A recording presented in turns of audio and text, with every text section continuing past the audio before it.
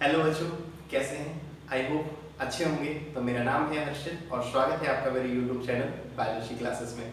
तो स्टार्ट करते हैं अपना नेक्स्ट लेक्चर और आज हम लोग बात करेंगे मैकेनिज्म ऑफ ब्रीदिंग। तो हेडिंग डाल दीजिए, एनसीईआरटी अपने सामने रख लीजिए और कॉपी पेन लेके बैठ जाइए और हेडिंग डाल दीजिए मैकेनिज्म ऑफ ब्रीदिंग। हम लोग एनसीईआरटी की बात कर रहे थे, तो आज उसी में अगला चीज है, that is mechanism of breathing, कि कैसे कैसे सांस लेते हैं, उसकी क्या मैकेनिज्म है, कैसे सांस अंदर जाती है, कैसे बाहर निकालते हैं। तो इन सब चीजों की बात करेंगे। तो हेडिंग डाल लें मैकेनिज्म ऑफ ब्रीदिंग।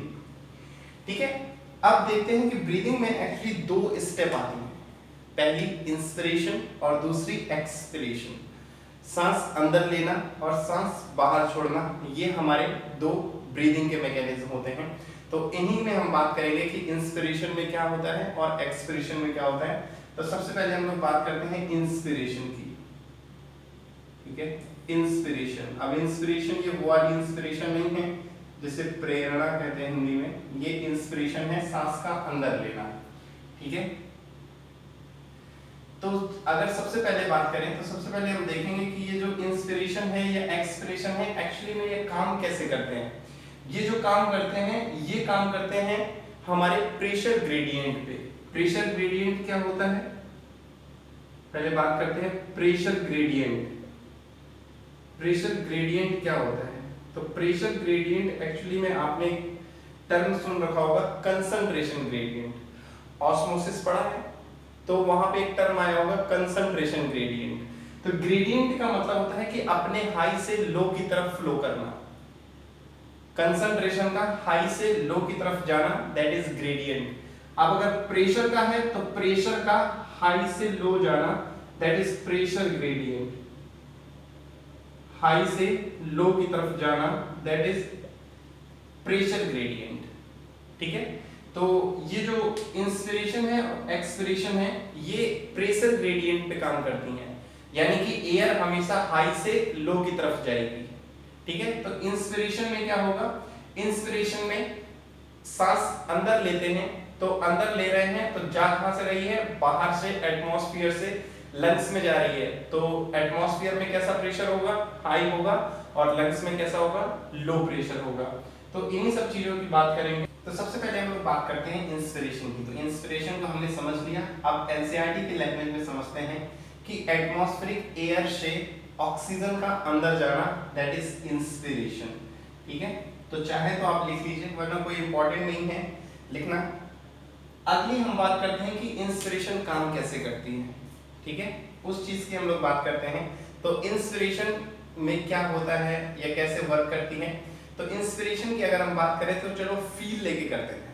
एनसीईआरटी से क्या समझना, पहले फील लेते हैं, फिर एनसीईआरटी को देखेंगे तो समझ में आएगा कि अरे ये बकवास लिखी है।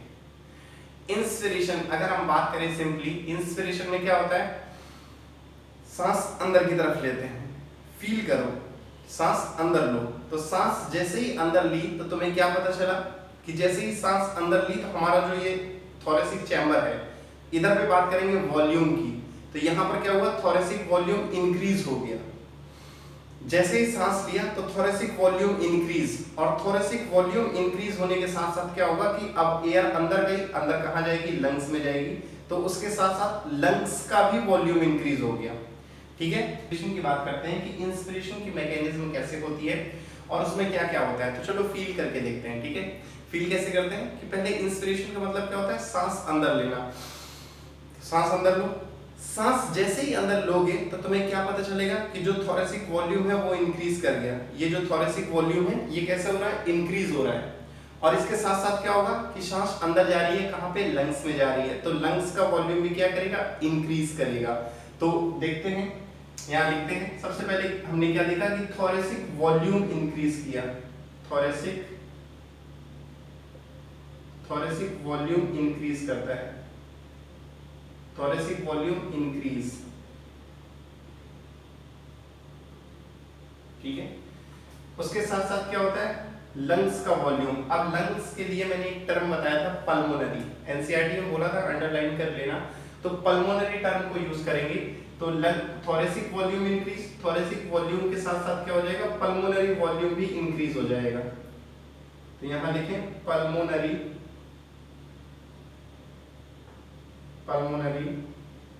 वॉल्यूम भी इंक्रीज होगा, पल्मोनरी वॉल्यूम इंक्रीजेस। ठीक है, अब पल्मोनरी वॉल्यूम इंक्रीज। अब बात करते हैं प्रेशर की। तो प्रेशर को हमने देखा कि प्रेशर जो है वो प्रेशर ग्रेडियंट की तरह काम करता है। प्रेशर ग्रेडियंट का मतलब वो हाई से लो की तरफ जाता है। तो इंस्पिरेशन में क्या हो रहा है, सांस बाहर से अंदर जा रही है, इसका मतलब बाहर क्या है, हाई है प्रेशर, और अंदर क्या है, लो है। अंदर कहां पे, लंग्स में। तो जब प्रेशर हाई से लो की तरफ जाता है तो हम लोग क्या समझेंगे कि जो प्रेशर है पल्मोनरी प्रेशर, लंग्स का प्रेशर, तो हम लोग इसको टर्म को नाम देंगे इंट्रा पल्मोनरी प्रेशर। अंदर लंग्स के प्रेशर को क्या कहेंगे, इंट्रा पल्मोनरी प्रेशर, इसको नाम देंगे इंट्रा पल्मोनरी प्रेशर। और वो कैसा होगा, लो होगा, क्योंकि सांस कहां से, बाहर एटमॉस्फेयर से लंग्स में जा रही है, तो एटमॉस्फेयर का प्रेशर हाई होगा और लंग्स का लो होगा। तो इंट्रा पल्मोनरी प्रेशर कैसा होगा, लो होगा या लेस होगा, जो भी आप कहना चाहें, या कह दें कि नेगेटिव प्रेशर होगा। नेगेटिव का मतलब भी क्या होता है, कम, तो नेगेटिव प्रेशर भी कह सकते हैं। तो लंग्स का प्रेशर कैसा होगा, नेगेटिव होगा। ठीक है, ये तो हो गई मैकेनिज्म हमारी इंस्पिरेशन की। अगली मैकेनिज्म बात करते हैं एक्सपिरेशन की। तो हेडिंग डालें एक्सपिरेशन।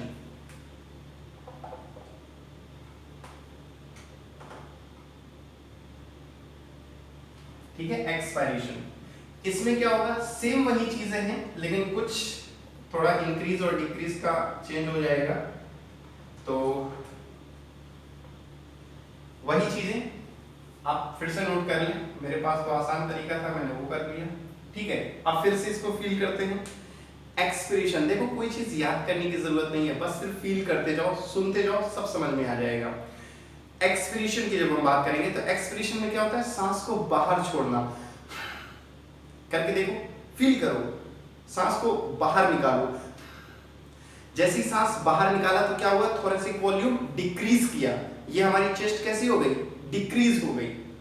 इंस्पिरेशन में क्या हो रहा था, सर सीना चौड़ा हो जा रहा था, यानी कि थोरेसिक वॉल्यूम इंक्रीज हो रहा था। यहां पे क्या हो रहा है, थोरेसिक वॉल्यूम डिक्रीज हो रहा है।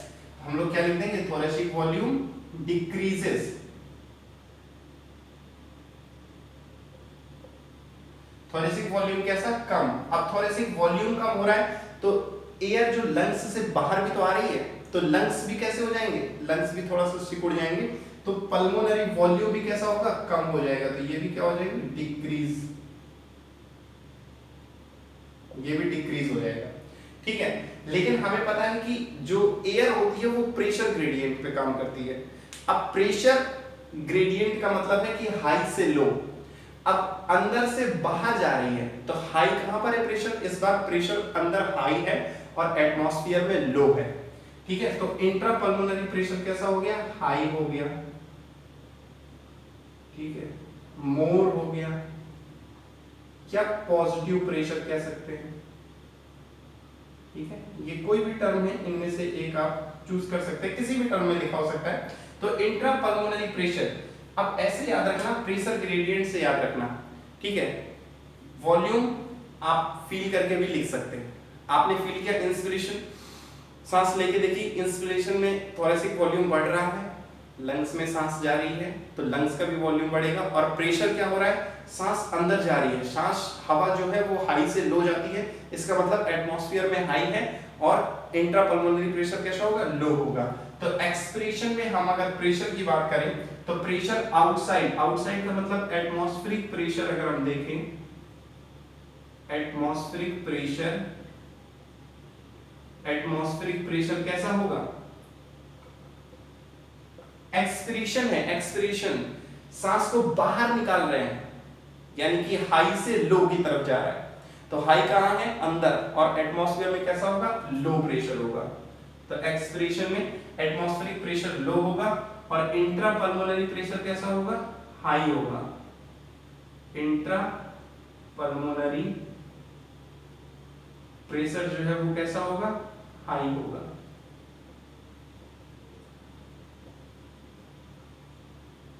ठीक है, सिंपल सी चीज थी, समझ आ गई होगी। तो ये मैकेनिज्म ऑफ एक्सपिरेशन और इंस्पिरेशन। अब एनसीईआरटी में एक चीज लिखी है कि external intercostal muscle, internal intercostal muscle, तो उसकी भी बात कर लेते हैं। ये स्नैपशॉट ले लीजिएगा बैक करके, ठीक है, नोट करना है तो साथ में नोट करते हुए चलें। अब देखिए कहीं पर लिखा है कि एक्सटर्नल इंटरकोस्टल मसल और कहीं लिखा है इंटरनल इंटरकोस्टल मसल। तो पहले तो समझते हैं कि ये मसल्स हैं क्या। हमारी रिब्स होती हैं इस तरह से कुछ 12 पेयर ऑफ रिब्स होती हैं, बीच में ये स्टर्नम होता है, ठीक है, ये स्टर्नम से ऐसे डायरेक्टली अटैच होती हैं। ये रिब्स होती हैं कुछ ऐसे, ये स्टर्नम से जुड़ी होती हैं, नीचे फ्लोटिंग रिब्स पाई जाती हैं, तो स्टर्नम से ये रिब्स जुड़ी होती हैं और इन रिब्स के बीच में ये कुछ मसल्स पाई जाती हैं। ठीक है, तो बाहर की तरफ भी पाई जाती हैं और अंदर की तरफ भी पाई जाती हैं। ठीक है, तो जो अंदर की तरफ पाई जाती हैं उनको हम लोग कहते हैं इंटरनल इंटरकोस्टल। इंटरकोस्टल का मतलब होता है, इंटर का मतलब होता है किसी दो चीज के बीच में, जैसे ये हैं, इन दोनों के बीच में अगर कुछ है तो हमने कह दिया इंटर। जैसे आपने हाइड्रोजन बॉन्डिंग पढ़ी थी, तो कई बार क्या होता है हाइड्रोजन बॉन्डिंग कुछ इस तरह से ऐसे बना होता है, ये फिनॉल का स्ट्रक्चर हो गया, अगला ये फिनॉल का स्ट्रक्चर हो गया, तो यहाँ भी ये OH आ गया, तो ऐसे ऐसे करके ये हाइड्रोजन बॉन्ड बना होता है। तो हम लोग क्या कहते हैं, इंटरमॉलिक्यूलर हाइड्रोजन बॉन्डिंग। इंटरमॉलिक्यूलर का मतलब होता है दो मॉलिक्यूल के बीच, इंटर का मतलब होता है किन्हीं दो के बीच, और इंट्रा का मतलब होता है विद इन अ मॉलिक्यूल, एक ही के अंदर। तो ऐसे ही इंटरकोस्टल मसल, यानी कि दो के बीच में जो मसल्स हैं, ठीक है, दो रिब्स के बीच, इंटरकोस्टल का मतलब रिब्स के बीच में, तो इंट्रा अंदर की तरफ हो गई मसल्स, तो हमने कहा इंटरनल इंटरकोस्टल, और जो बाहर की तरफ मसल्स पाई जाएंगी उन्हें हम लोग कहेंगे external intercostal muscle. External intercostal muscle, ठीक है। अब इन्हीं मसल्स का काम क्या होता है, इन्हीं मसल्स का काम होता है प्रेशर ग्रेडियंट को बनाना। अभी हम पढ़ रहे थे ना प्रेशर हाई प्रेशर लो, तो ये यही मसल्स का काम होता है प्रेशर ग्रेडियंट को बनाना। अब यही चीज कई बार पूछ देता है, कई बार पूछ देता है कि इंस्पिरेशन में कौन सी मसल हेल्प करती हैं। इंस्पिरेशन में आपकी जो हेल्प करती है वो होती है external intercostal muscle. Intercostal muscle, ठीक है। एक्सपिरेशन में, ये सब नोट करके, बहुत इंपॉर्टेंट पार्ट है और बहुत कंफ्यूजिंग है, एनसीईआरटी पढ़ेंगे कुछ समझ में नहीं आएगा, ठीक है। एक्सपिरेशन में क्या होता है, एक्सपिरेशन में हमारी इंटरनल इंटरकोस्टल मसल काम करती है, ठीक है। तो ये कई बार पूछ लेता है, तो नोट कर ले। इंटरकोस्टल मसल क्या होती हैं, एक्सटर्नल जो बाहर की तरफ होती है रिब्स में, और जो अंदर की तरफ होती है उन्हें इंटरनल इंटरकोस्टल मसल्स कहते हैं। इंटरकोस्टल का मतलब हो गया रिब्स के बीच में पाई जाने वाली मसल्स, ठीक है। तो ये आपके मैकेनिज्म हो गई। अगले टॉपिक पे आते हैं।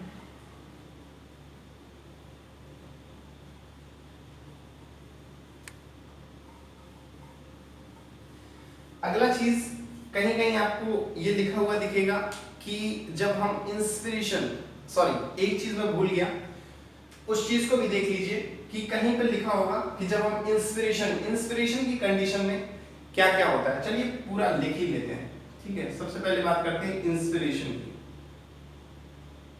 इंस्पिरेशन हेडिंग डालिए, इंस्पिरेशन समझ चुके हैं ना।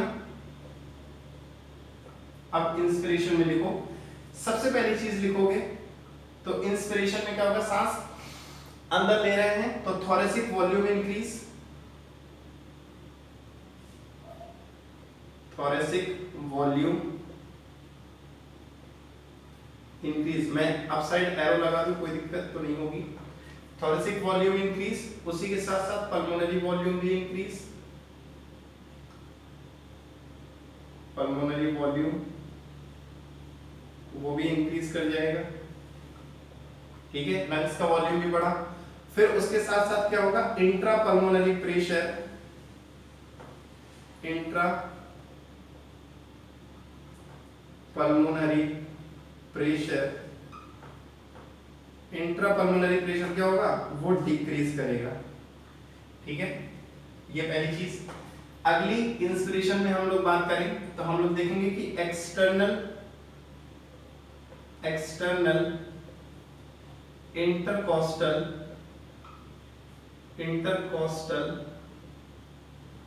Muscle helps to generate pressure gradient, ठीक है, ये सब अपना लिख लीजिएगा। एक्सटर्नल मेन इंपॉर्टेंट है कि कौन सी मसल काम करती है, तो कौन सी काम करती है, एक्सटर्नल इंटरकोस्टल मसल। अगली चीज आते हैं, जब इंस्पिरेशन होती है, मैंने कहा कि प्रेशर कहां से, हाई से लो, तो इंस्पिरेशन की कंडीशन में एटमॉस्फेरिक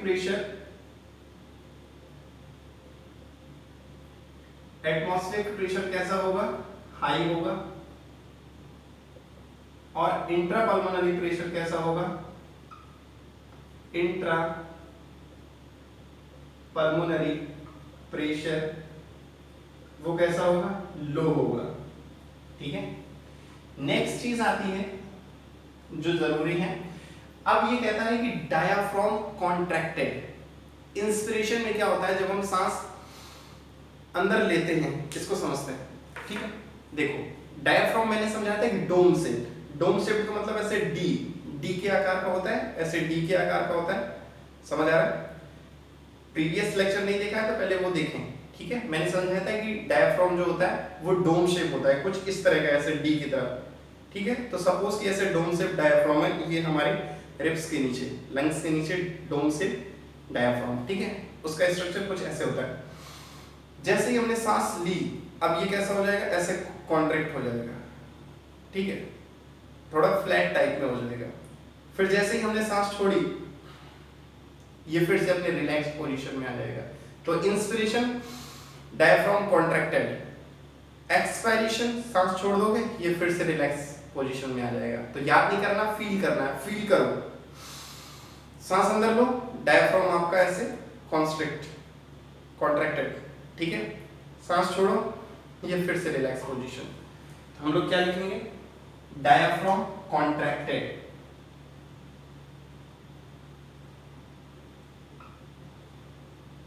डायफ्राम कॉन्ट्रैक्टेड,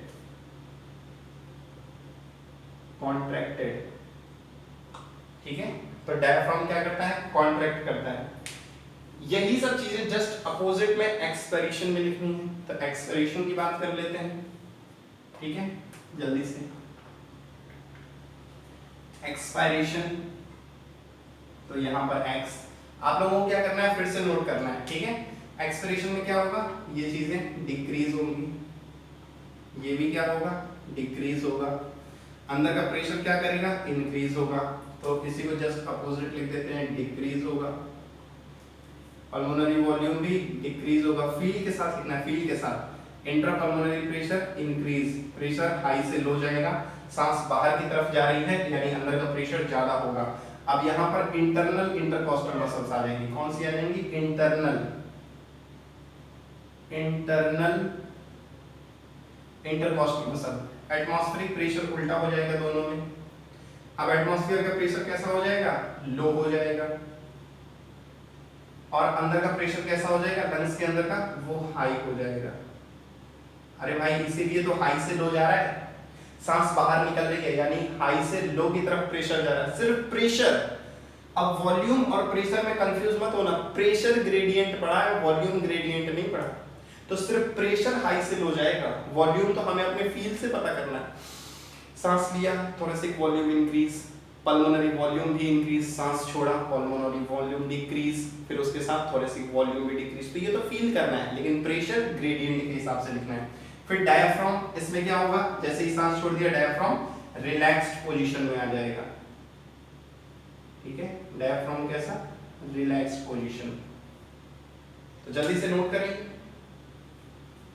कर लिया,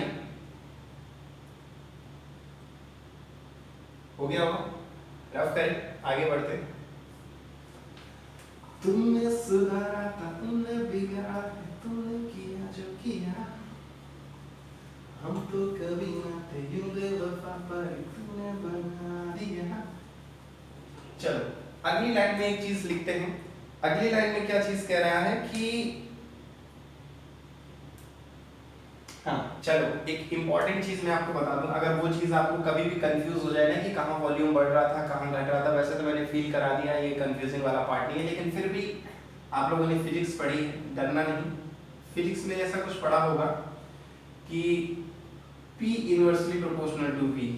अब ये कब होता है ये भी मैं आपको बताऊं, आपने आइडियल गैस इक्वेशन पढ़ी होगी। अरे सर बायो में फिजिक्स कहाँ पे ले लो, अरे यार समझ लो, मैंने आपको ये समझाया था कि टेम्परेचर, आप चाहे ठंड वाले प्रदेश में रहें, चाहे आप रेगिस्तान में रहें, चाहे आप रसिया में रहें, चाहे आप नैनीताल में रहें, कहीं भी रहें, एयर का टेम्परेचर क्या होता है, बॉडी टेम्परेचर के बराबर आ जाता है। वो काम किसका होता है, कंडक्टिंग जोन का। लेक्चर नंबर 2 मैंने पढ़ाया था, फर्स्ट लेक्चर में भी उसके बारे में बताया था। तो टेम्परेचर क्या होता है, एयर का हमेशा बराबर रहता है। तो टेम्परेचर बराबर, ये भी कांस्टेंट, ये भी कांस्टेंट, और टेम्परेचर हमेशा बॉडी के बराबर, तो ये तीनों कांस्टेंट हो गए। तो ये तीनों टर्म जब कांस्टेंट हो गए तो हमें क्या मिला, PV कांस्टेंट।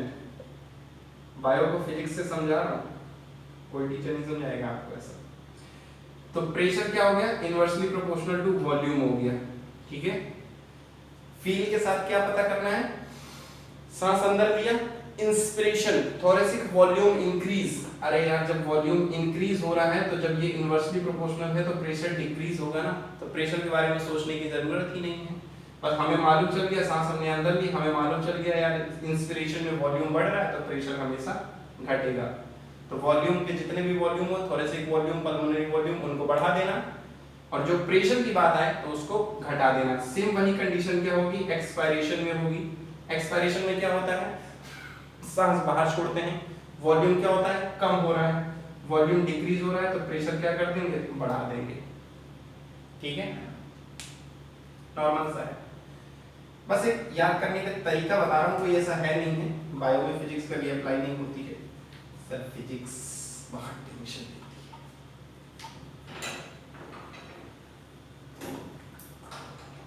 है। Next, we have the ability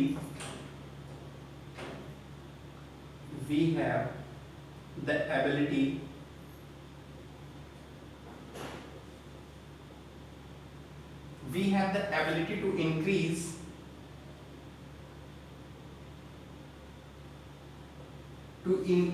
or decrease, we have the ability to increase or decrease expiration and inspiration, expiration and inspiration। Inspiration और एक्सपायरेशन को हम घटा या बढ़ा सकते हैं। एक्चुअली में क्या है कि आपने देखा होगा कुछ लोगों को, और इसमें help with the help of abdomen muscle,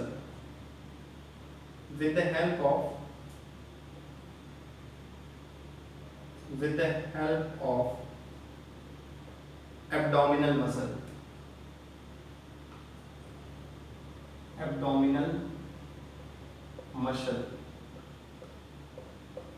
ठीक है। एब्डोमेन की मसल्स आपने देखा होगा, माननीय बाबा रामदेव जी को, वो क्या करते हैं जब वो योगा करते हैं, जो भी उसे कहते हैं मुझे नाम नहीं पता, मैंने कभी नहीं किया, तो वो ऐसे करते हैं ना,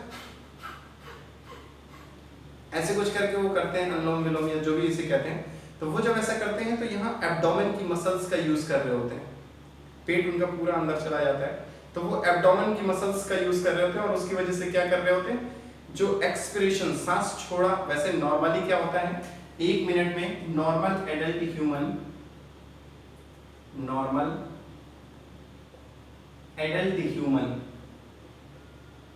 अगर नॉर्मल एडल्ट ह्यूमन की बात कर रहे हैं, नॉर्मल, ठीक है, नॉर्मल एडल्ट ह्यूमन में क्या होता है 12 से 16 बार 1 मिनट में वो सांस लेता है, 12 to 16 टाइम्स पर मिनट वो सांस लेता है और छोड़ता है। और ये पता कैसे करते हैं, तो इसको पता करने के लिए एक इंस्ट्रूमेंट होता है, instrument that is spirometer. Spirometer, ठीक है। तो स्पायरोमीटर से इस चीज को पता करते हैं कि सांस कितनी निकल रही है, कितनी अंदर जा रही है। तो बाबा रामदेव वगैरह या कुछ एथलीट्स वगैरह ये क्या करते हैं, प्रैक्टिस से अपनी इंस्पिरेशन और एक्सपिरेशन की जो कैपेसिटी है, जो ये 12 to 16 टाइम है, इसको घटा या बढ़ा सकते हैं। अब कुछ ऐसे योगी लोग भी होते हैं, योगी मतलब अरे यार सीएम साहब नहीं हमारे यहाँ के, योगी मतलब वो लोग जो मेडिटेशन करते हैं, ठीक है। Honourable CM mister Yogi Adityanath हमारे यहाँ के हैं, योगी जी का नाम लेते ही उन्हीं का ध्यान आता है। तो मैं उनकी बात नहीं कर रहा, मैं उन योगियों की बात कर रहा हूँ जो मेडिटेशन वगैरह करते हैं, ध्यान वगैरह करते हैं।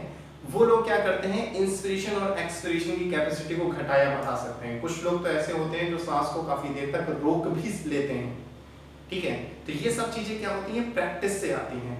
और खैर चलिए, है बहुत, मैं नाम नहीं लूंगा, मैं बस जिनको जानता हूँ उनके बारे में कह रहा था। आपने शायद नाम सुना होगा सदगुरु का, ठीक है। तो वो मिस्टिक हैं, योगी हैं, उनमें है ये काबिलियत कि वो एक्सपिरेशन और इंस्पिरेशन को घटाया बढ़ा सकते हैं। तो वैसे तो नॉर्मल अगर हम एडल्ट ह्यूमन की बात करें तो 12 to 16 टाइम होता है, लेकिन कुछ ऐसे एक्सेप्शन हैं जो लोग प्रैक्टिस से घटाया बढ़ा सकते हैं। तो नॉर्मली अगर पूछा जाए तो आपको 12 to 16 टाइम लिखना है, ठीक है। और अगर ऐसा क्वेश्चन आता है कि एथलीट्स वगैरह में क्या होता है, तो एथलीट्स में कम भी हो सकता है, ज्यादा भी, मोस्टली ज्यादा ही होता है, क्योंकि जब वो भागते हैं ना तो उनकी सांस, हम लोग जैसे भागेंगे तो सांस फूलने लगती है, लेकिन एथलीट्स में ऐसा नहीं होता, क्योंकि वो प्रैक्टिस से एक्सपिरेशन और इंस्पिरेशन की कैपेसिटी को घटा बढ़ा लेते हैं, ठीक है। आगे इसके बारे में बात करेंगे कि और भी कई सारी चीजें इसमें आती हैं। तो अभी ये चीज अगर आप नोट करना चाहें तो नोट कर लें, और स्नैपशॉट लेना चाहें तो स्नैपशॉट ले लें, ठीक है। रफ करें। अब एक्चुअली में हम बात करेंगे कि ये जो स्पायरोमीटर है, इससे और क्या पता चलता है, सिर्फ 12 to 16 टाइम पर मिनट यही पता चलती है, या वॉल्यूम भी पता चलती है कि हम लोग कितनी सांस ले रहे हैं, कितनी छोड़ रहे हैं, ठीक है। तो अब हम लोग बात करेंगे रेस्पिरेटरी वॉल्यूम्स की। बहुत इंपॉर्टेंट, इस चैप्टर का सबसे इंपॉर्टेंट पार्ट वही है। अगर कभी भी क्वेश्चन आएगा तो उसी पार्ट से मोस्टली, मतलब ये मानो कि अगर आप कहो कि सर 100% में कितना, तो मैं कहूंगा 100% में 70 to 80% क्वेश्चन उसी चीज से बनता है, रेस्पिरेटरी वॉल्यूम से, ठीक है। बाकी 20% ये सब चीजें आ जाती हैं, या कई बार और भी एक लास्ट टॉपिक हम लोग जब पढ़ेंगे उसमें बात करेंगे। फिलहाल अभी हेडिंग डालिए respiratory volumes. Respiratory volume,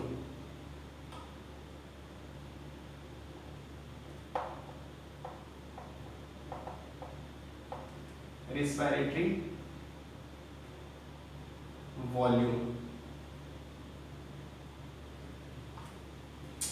respiratory volume का मतलब हो गया कि सांस लेने का क्या क्या वॉल्यूम है, मतलब जब हम अंदर को सांस लेते हैं तो कितनी लेते हैं अमाउंट में, उसका कितना अमाउंट होता है, कितना वॉल्यूम होता है, और सांस छोड़ते हैं तो उसका कितना अमाउंट होता है, मैक्सिमम कितनी सांस ले सकते हैं तो उसका अमाउंट देखेंगे, और मैक्सिमम कितनी छोड़ सकते हैं इसका भी अमाउंट देखेंगे। और एक इंटरेस्टिंग फैक्ट भी मैं आपको बताऊंगा, तो एक मिनट मार्कर चेंज कर लूं। हाँ, तो स्टार्ट करते हैं। सबसे पहली हेडिंग जो होगी वो आपकी रेस्पिरेटरी वॉल्यूम की है, वो है, हेडिंग डालो tidal volume, that is tidal volume.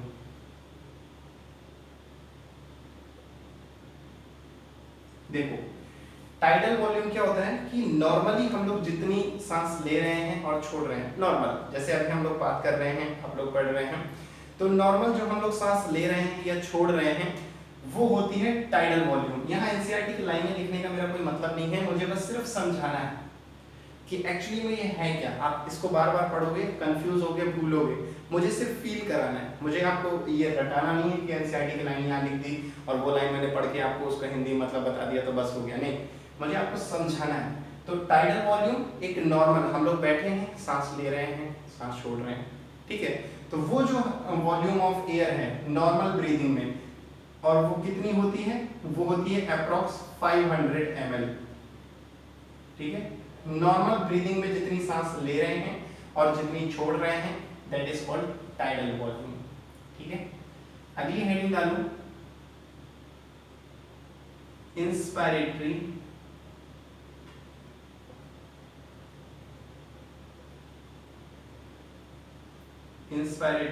Reserve volume.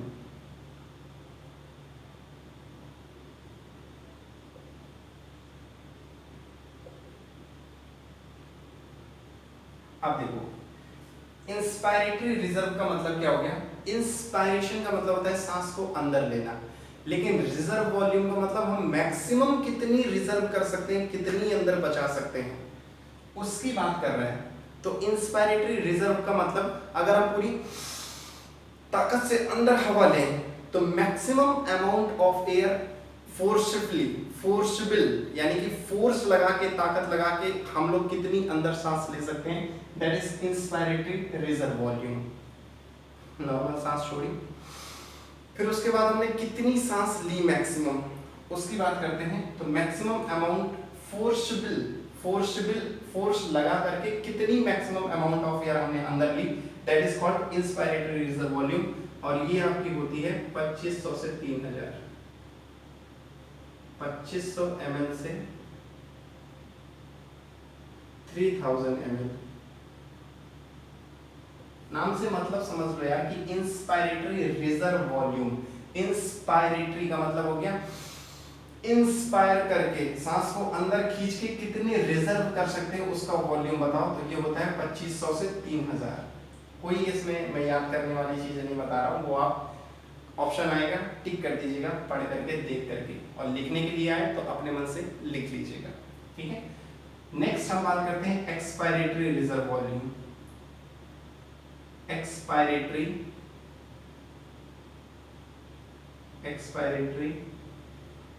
Reserve volume,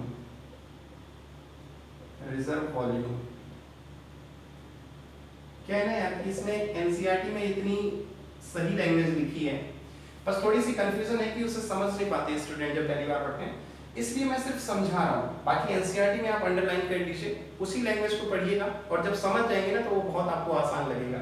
ठीक है, तो अब आते हैं एक्सपायरेटरी रिजर्व वॉल्यूम। अब एक्सपायरेटरी, अब सर ये तो अपने आप समझ में आ गया, इसको क्या बताना है यार। यहाँ पर हमने अंदर की तरफ खींच करके रिजर्व करके बताई थी, यहाँ पर हम क्या करेंगे, बाहर की तरफ निकालेंगे। मैक्सिमम अमाउंट ऑफ एयर हम लोग बाहर कितने निकाल सकते हैं फोर्स लगा के, उस चीज की बात करेंगे। तो ये होती है एक्सपायरेटरी रिजर्व वॉल्यूम, और ये कितनी होती है, कितनी होती है सर? मैं तो बहुत तेज निकाल सकता हूँ, बहुत तेज निकाल सकते हो यार, ये तो एनसीईआरटी ने गलत दिखाया, फिर उसने तो तुम्हारी चेक ही नहीं करी। एनसीईआरटी ने लिखा है कि 1000 से 1100 ml। सर ऐसा कैसे हो सकता है, 2500 से 3000 अंदर ले रहा है तो उतनी तो बाहर निकालेंगे नहीं। यही चीज तो समझानी है मुझे, ऐसा नहीं है। अब अगली हेडिंग डालो रेजिडुअल वॉल्यूम, फिर बात करते हैं। अगली हेडिंग डालो residual volume. Residual volume,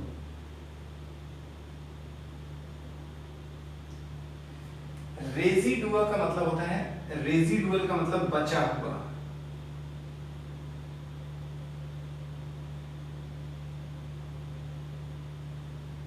residual का मतलब हो गया बचा हुआ।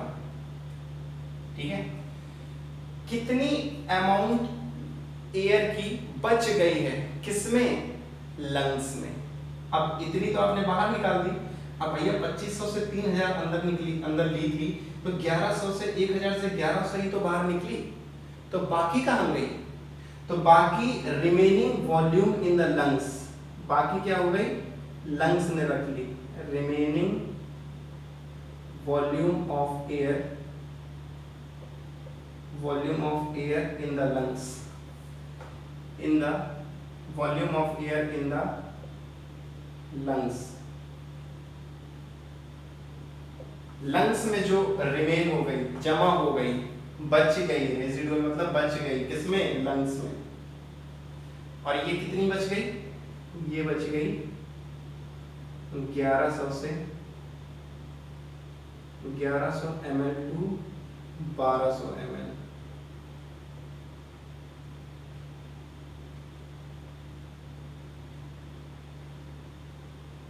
ठीक है, 1100 ml से 1200 ml बच गई। अब सर ऐसा कैसे होता है? होता है, हमारे लंग्स क्या होते हैं? स्पॉन्जी होते हैं। स्पॉन्जी का मतलब, स्पंज देखा है ना आपने? स्पंज देखा होगा, ऐसे दाबो फिर ऐसे करो। डस्टर भी कुछ लोग यूज करते हैं स्पंज का। तो ऐसे हमारे लंग्स भी होते हैं, स्पॉन्जी होते हैं। उनको दबाओ तो दब जाएंगे, फिर अपने शेप में आ जाएंगे। तो क्यों आ जाते हैं? क्योंकि उसके अंदर कुछ ना कुछ एयर भरी रहती है। ठीक है, ऐसे ही एक केस अभी हाल ही में वायरल हुआ था, आप लोगों ने शायद देखा हो। एक मेडिकल में ऐसा केस वायरल हुआ था कि जो परिजन थे, पेशेंट के घर वाले लोग थे, वो लड़ गए डॉक्टर से कि अभी भी आपके मशीन में वो ग्राफ तो आ रहा है, लेकिन आपने कह दिया कि पेशेंट डेड है। इसका मतलब आप लोग पैसा लूट रहे हैं। वो है ना, ऐसा मूवी एक बनाई थी, मैं नाम नहीं लूँगा, काफ़ी पॉपुलर एक्टर हैं, उन्होंने ऐसी एक मूवी बनाई थी और डॉक्टरों का काफ़ी नाम खराब किया था। मे भी हो भी सकते हैं कुछ ऐसे हों, आप लोगों को लग रहा है नहीं सर होते हैं, तो ठीक है, ऐसे हो भी सकते हैं। लेकिन मैं यही कहूँगा कि मोस्टली अच्छे ही होते हैं। सिर्फ 1 या 2% के लिए हम बाकी के 99% को खराब नहीं कह सकते ना। तो उसमें क्या हुआ था, यही चीज़, अब ये चीज़ उनको तो पता नहीं है, ये चीज़ डॉक्टर को पता होती है, लोगों को तो पता नहीं है कि लंग्स में भी कुछ ना कुछ एयर भरी रहती है। जैसे ये आपके लंग्स हैं, ठीक है, ये आपके लंग्स हैं,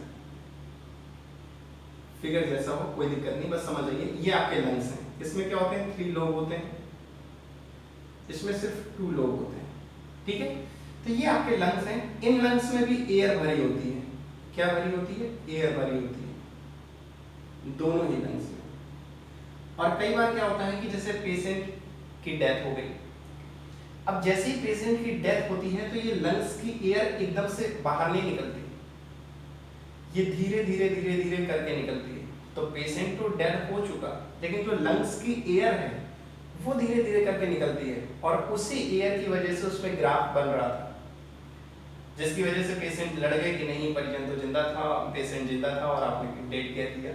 तो एक्चुअली में लंग्स में जो एयर भरी थी वो उसकी वजह से ग्राफ शो कर रहा था, उसकी वजह से उन्हें लगा कि ये जिंदा है। लेकिन अब परिजनों को कौन बताए कि भाई ये रेजिडुअल वॉल्यूम भी होता है? वो तो ये सब समझने को तैयार नहीं है, क्योंकि उन्होंने मूवी देख रखी है कि डॉक्टर तो फ्रॉड होते हैं। ठीक है, तो मेडिकल प्रोफेशन में दोनों ही चीज़ें हैं, रिस्पेक्ट भी है और कई सारे लोगों से आपको टॉलरेट भी करना पड़ता है। बहुत से लोग रिस्पेक्ट भी देते हैं, तो कुछ ऐसे भी हैं जो नाम खराब करते रहते हैं। तो ये चीज़ें आपको समझनी होंगी, ठीक है, और टॉलरेट करना भी सीखना होगा, क्योंकि ये चीज़ें आप उन्हें पढ़ा तो सकते नहीं हो। तो मूवी देखें, और मूवी जिन्होंने बनाई है भले ही उन्होंने मेडिकल ना पढ़ी हो, लेकिन वो तो एक्टर हैं, उनका काम एक्टिंग करना है, वो तो अपनी तरफ से अपना बेस्ट देंगे। और लोग क्या करते हैं? एक्टर को ही मानते हैं, क्योंकि जैसा उन्होंने दिखा दिया वो वैसे ही हकीकत मानते हैं। तो अब ये आप उन्हें नहीं पढ़ा सकते, लेकिन आप ज़रूर इसे समझ सकते हैं। तो ये होती है रेजिडुअल वॉल्यूम, जिसकी वजह से क्या होता है कि जब हम हवा बाहर निकालते हैं तो हम कितना भी फोर्स लगा दें, हम लेते तो 2500 से 3000 ml है, लेकिन जब हम बाहर निकालते हैं तो कुछ जो एयर है वो लंग्स में रह जाती है। ठीक है, तो बाहर जो निकलती है वो 1000 से 1100 ही होती है, और जो रह जाती है वो होती है रेजिडुअल वॉल्यूम। आपने टर्म सुना होगा कि उसका डेथ हो गई, फिर उसके बाद उसका पोस्टमार्टम हुआ, सुना है क्या? पोस्टमार्टम है, आपको पता है पोस्टमार्टम में क्या ऐसा करते हैं? क्यों डेड बॉडी उठा के ले जाते हैं एम्बुलेंस से और फिर उसका पोस्टमार्टम होता है, उसके बाद फिर घर वालों को देते हैं?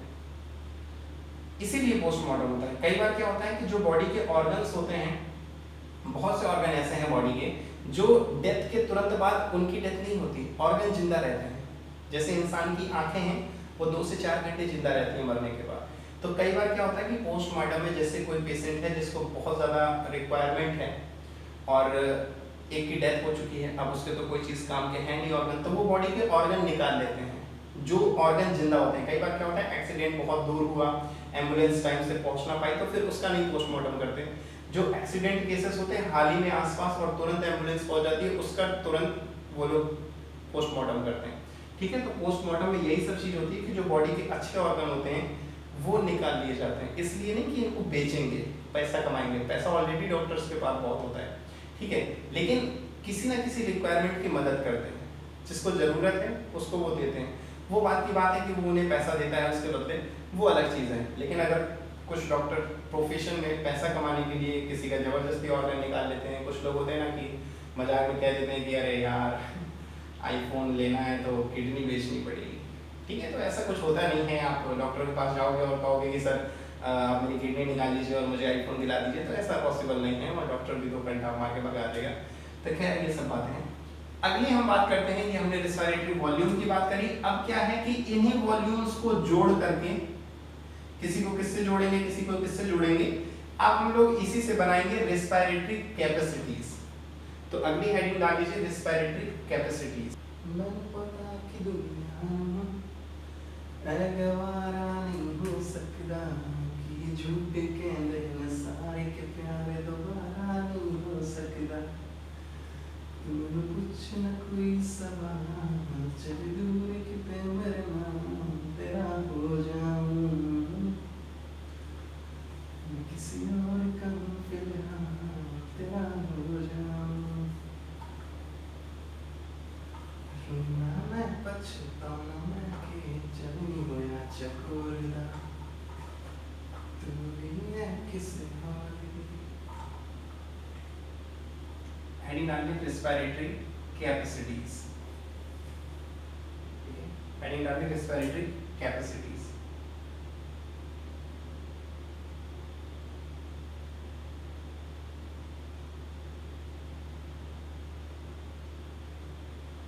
Respiratory capacities। कैपेसिटी का मतलब होता है क्षमता। हिंदी में अगर हम बात करें तो कैपेसिटी का मतलब होता है क्षमता।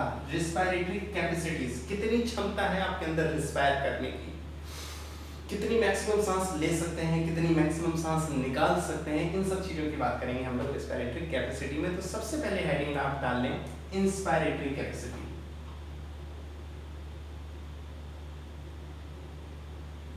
इंस्पायरेटरी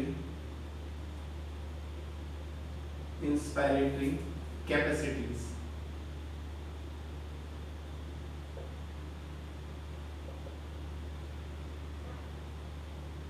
नाम से मतलब समझ में आ रहा है। इंस्पायरेटरी कैपेसिटीज का मतलब अंदर सांस लेने की क्षमता, यानी कि अगर हम सिंपल भाषा में कहें तो maximum amount of air a person can breathe in, अंदर की तरफ हम जितनी ज्यादा सांस ले पाए, दैट इज इंस्पायरेटरी कैपेसिटी। और इसमें कोई वॉल्यूम नहीं लिखना, इसमें सिर्फ हमें ये लिखना है कि क्या क्या इसमें आ रहा है। तो अंदर की तरफ जब हम सांस लेंगे तो सबसे पहले क्या करेंगे, जो टाइडल वॉल्यूम है, जो नॉर्मल ब्रीदिंग करते हैं वो तो लेंगे ही ना, अंदर की सांस लिया तो नॉर्मल वाली तो लेंगे ही, और उसके बाद पूरी अंदर से जोर से अंदर की तरफ खींच रहे हैं, तो हम लोग क्या ले रहे हैं, इंस्पायरेटरी रिजर्व वॉल्यूम को भी रिजर्व कर रहे हैं। तो हम लोग इसमें क्या क्या ऐड कर सकते हैं, क्या क्या लिख सकते हैं, इसमें हम लिख सकते हैं कि टाइडल वॉल्यूम अंदर गई, इसके बाद इंस्पायरेटरी रिजर्व वॉल्यूम, पूरी वॉल्यूम एयर जो हम अंदर खींच रहे हैं वो भी इसी में आ जा रही है। तो इंस्पायरेटरी कैपेसिटी में टाइडल वॉल्यूम, नॉर्मली जो वॉल्यूम हम लेते हैं वो तो अंदर लेंगे ही लेंगे, और उसके बाद हम अंदर इंस्पायर कर रहे हैं, अंदर खींच रहे हैं, तो हमने इंस्पायरेटरी रिजर्व वॉल्यूम भी अंदर ले ली। ठीक है, अगली बात करते हैं एक्सपायरेटरी कैपेसिटीज।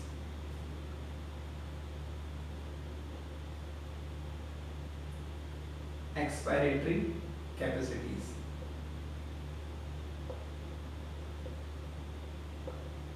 कैपेसिटीज, ये कैपेसिटी लिख लो, एक्सपायरेटरी कैपेसिटी। एक्सपायरेटरी कैपेसिटी फिर नाम से मतलब समझते हैं कि यार बाहर हवा निकालने की कितनी क्षमता है तुमने। Maximum amount of air a person can breathe out, ठीक है, जितनी हवा हम बाहर निकाल सकते हैं फोर्सफुल, पूरी ताकत से।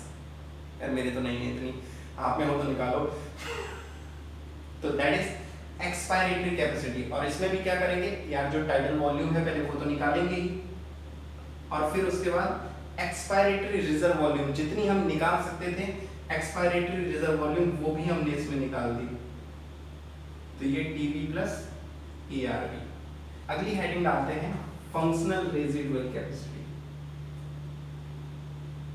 Functional residual capacity, residual capacity.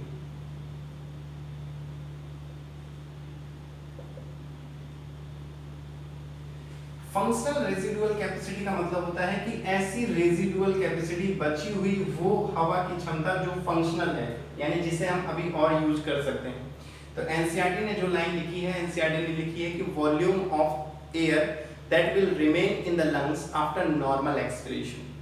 मतलब अगर हम नॉर्मल ऐसे धीरे से जो सांस ले रहे हैं वैसे ही हमने सांस बाहर छोड़ी, उसके बाद कितनी एयर अंदर बच रही है, समझ पा रहे हैं? नाम से मतलब समझो, functional residual capacity. Residual volume मतलब लंग्स में बची हुई एयर का वॉल्यूम, लेकिन फंक्शनल रेजिडुअल का मतलब अभी कितनी बची है जो और फंक्शन जो हम कर सकते हैं, जो और यूज हो सकती है। तो अगर हम बात करें कि नॉर्मल एक्सपिरेशन, हमने धीरे से सांस छोड़ी, धीरे से क्या, जैसे नॉर्मल हम लोग लेते हैं, हमने नॉर्मल सांस छोड़ी, नॉर्मल सांस छोड़ी, अब उसके बाद हमारे अंदर क्या क्या बचता है लंग्स में, रेजिडुअल तो बचता ही है, उससे तो कोई हटा नहीं सकता, उसे तो नहीं निकाल सकते ना, वो तो डेथ के बाद ही निकलेगी। तो एक रेजिडुअल तो बची, लेकिन हमने नॉर्मल एक्सपिरेशन किया, नॉर्मल हवा छोड़ी, उसके बाद हम फोर्सफुल पूरी ताकत से भी तो निकाल सकते हैं, वो तो हमने निकाली नहीं, हमने क्या किया, सिर्फ नॉर्मल एक्सपिरेशन किया। तो फंक्शनल रेजिडुअल कैपेसिटी में हमारे पास पहली चीज आती है रेजिडुअल वॉल्यूम, जो कि हमेशा बची रहेगी, और उसके बाद दूसरी जो बचती है वो बचती है एक्सपायरेटरी रिजर्व वॉल्यूम, यानी कि हमने फोर्सफुली पूरी ताकत लगा के हवा को बाहर नहीं निकाला। नॉर्मल एक्सपिरेशन कह रहा है एनसीईआरटी, नॉर्मल एक्सपिरेशन से हमने हवा निकाली, तो अभी हमारे पास ये मैक्सिमम वाली तो बची है ना। तो कितनी हो गई फंक्शनल रेजिडुअल कैपेसिटी हमारी, आरवी प्लस ERV। अब इनका वॉल्यूम आपको क्या करना है, इनका वॉल्यूम निकालना है, ठीक है। इनका कितना होगा, ये वॉल्यूम आप अपने मन से कैलकुलेट कर लीजिएगा, ठीक है। नेक्स्ट हम लोग बात करते हैं, चलो इसे रफ कर लेते हैं, फिर बात करते हैं बहुत इंपॉर्टेंट। अगर मैं बात करूं इन सब में भी सबसे ज्यादा इंपॉर्टेंट, तो इन सब में, वैसे तो ये पूरे इंपॉर्टेंट है वॉल्यूम ऑफ कैपेसिटीज, लेकिन इन सब में भी अगर जो मोस्ट इंपॉर्टेंट है वो है आपकी vital capacity.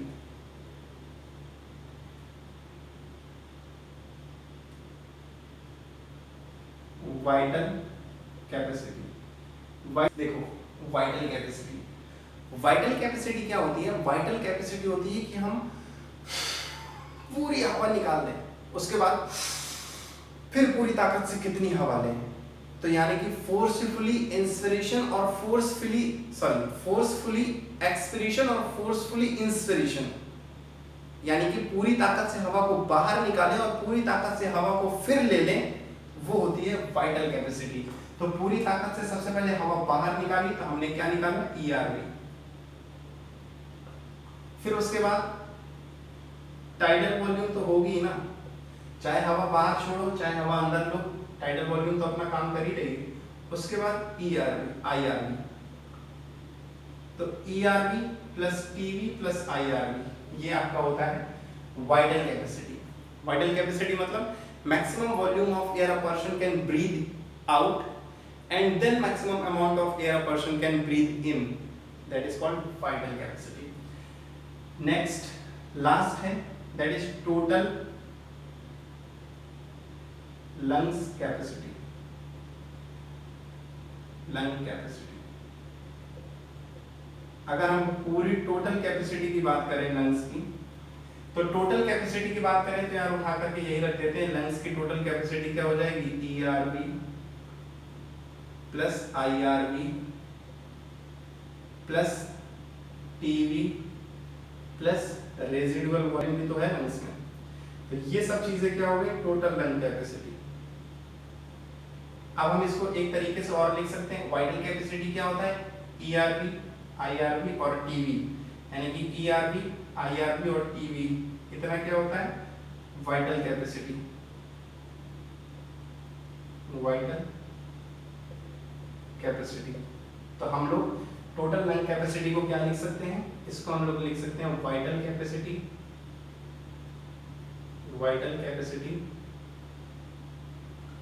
Plus residual volume, ये भी लिख सकते हैं। तो यहाँ पर समाप्त होता है आज का लेक्चर, और आई होप कि आपने एंजॉय किया होगा। जो भी चीज़ें आपको समझ में ना आई हो उसे आप कमेंट में नीचे ज़रूर बताएं, मैं आपका आंसर दूंगा। और इसी के साथ पढ़ते रहें, एंजॉय करते रहें। Thank you.